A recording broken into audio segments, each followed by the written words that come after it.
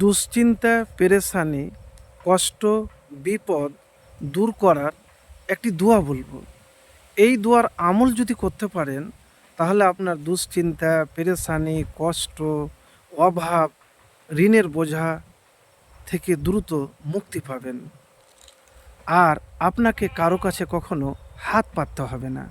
তো প্রিয় ভাই আমার, রসুলুল্লাহ সাল্লাহ সাল্লাম চিন্তিত হয়ে পড়লে একটি বিশেষ দোয়া পড়তেন।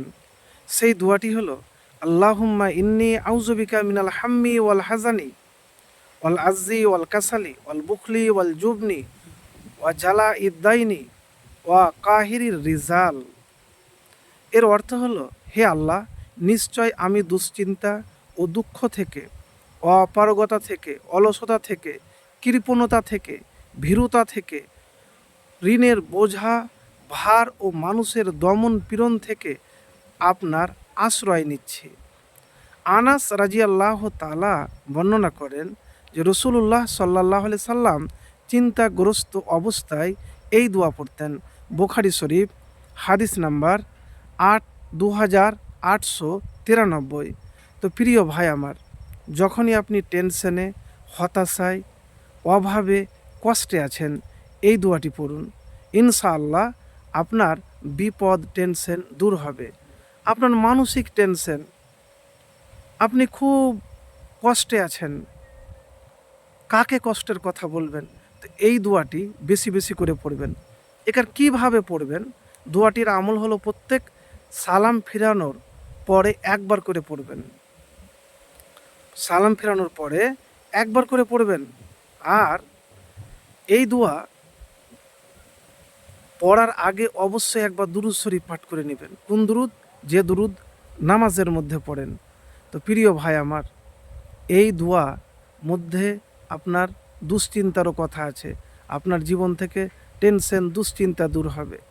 আপনার অলসতা, অক্ষমতা, ঋণের বোঝা রয়েছে, আপনি অল্প দিনেই আপনার ভাগ্য খুলে যাবে, ধনী হয়ে যাবেন। কিন্তু আমল থাকা দরকার। আমল যদি করতে পারেন ইনশাআল্লাহ, তাহলে আপনার দুশ্চিন্তা, পেরেশানি সব দূর হয়ে যাবে।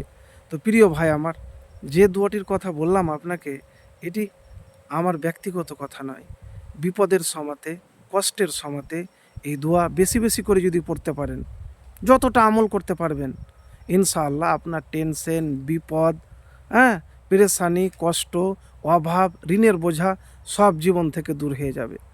তো প্রিয় ভাই আমার, একবার আমলটি করে দেখুন, দেখবেন যে আপনার সব দুশ্চিন্তা দূর হয়ে যাবে, টেনশন দূর হয়ে যাবে।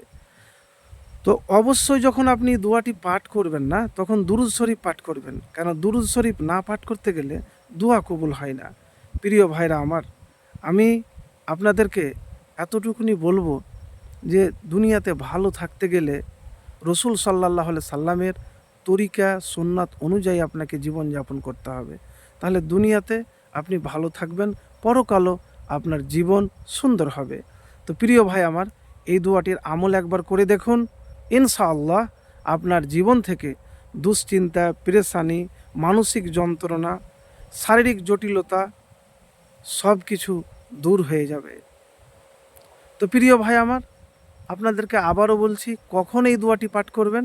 প্রত্যেক নামাজের সালাম ফেরানোর পরে, ফরজ নামাজের। আর যখন আপনার দুশ্চিন্তা মাথায় আসবে, টেনশন মাথায় আসবে, ওই সময়তে এই দোয়াটি পড়বেন, তার আগে দুরূদ শরীফ পড়ে নেবেন।